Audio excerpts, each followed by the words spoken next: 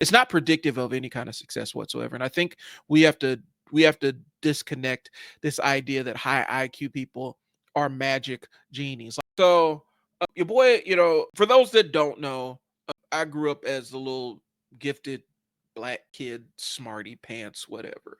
Right. And part of the going along with it is you end up taking IQ tests. And so the last IQ test I took clocked me at like 145 to 150. I don't mean anything. A lot of times, especially in the online discourse, you hear people using race, science, and IQ numbers to denigrate or insult people. So what IQ is basically a way to test your cognitive ability and test your ability to how quickly you can identify patterns in things. So it's reason, logic, and memory, not creativity or an emotional intelligence, because there's a lot of very high IQ people or alleged high IQ people who completely lack any kind of emotional intelligence whatsoever. It's not predictive of any kind of success whatsoever. And I think we have to we have to disconnect this idea that high IQ people are magic genies. Like Elon's kind of created this cult of personality around being high IQ, and that doesn't necessarily mean anything.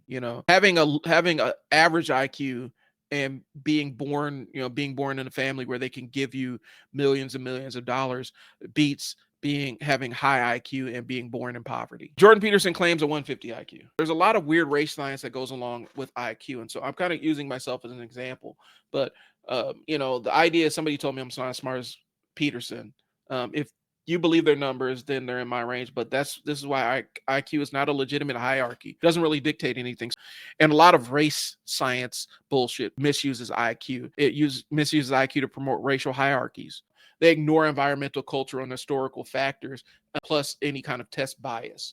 And that's why they work so hard in some cases to try to reiterate and revise those tests, actually strip out those biases so that they can get a more accurate estimation of it. But I'm talking about the race science of it, and it just feels like there's a level of scientifically and emotionally and morally bankrupt when we use arbitrary things like intelligence quotient to subjugate and label people as high IQ or low IQ.